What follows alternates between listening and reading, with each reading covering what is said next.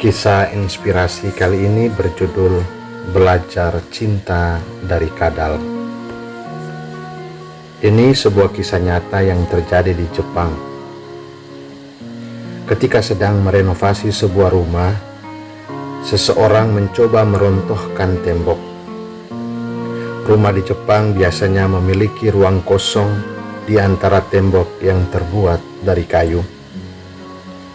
Ketika tembok mulai rontok, dia menemukan seekor kadal terperangkap di antara ruang kosong itu karena kakinya melekat pada sebuah paku.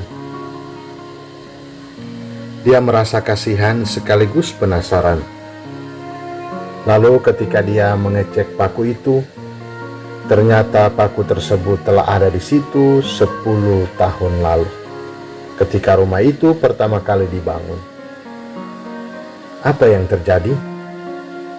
Bagaimana kadal itu dapat bertahan dengan kondisi terperangkap selama 10 tahun?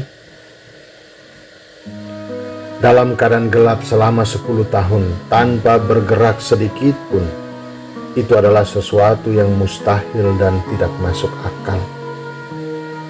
Orang itu berpikir, bagaimana kadal itu bisa bertahan hidup selama 10 tahun tanpa berpindah dari tempatnya sejak kakinya melekat pada paku itu. Orang itu lalu menghentikan pekerjaannya dan memerhatikan kadal itu. Apa yang dilakukan dan apa yang dimakannya hingga dapat bertahan. Kemudian tidak tahu dari mana datangnya, seekor kadal lain muncul dengan makanan di mulutnya.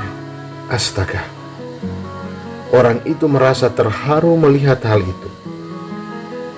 Ternyata ada seekor kadal lain yang selalu memerhatikan kadal yang terperangkap itu selama 10 tahun.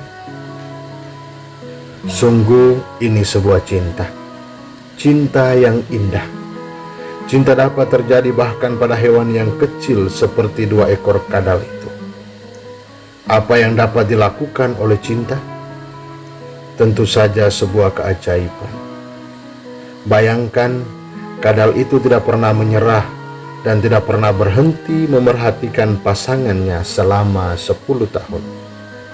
Bayangkan bagaimana hewan yang kecil itu dapat memiliki karunia yang begitu mengagumkan.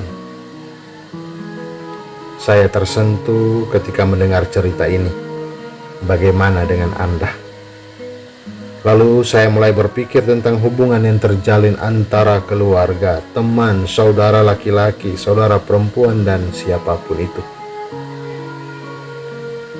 Saudaraku, berusahalah semampumu untuk tetap dekat dengan orang-orang yang kita kasihi. Berusahalah untuk orang yang Anda cintai dan jangan pernah menyerah.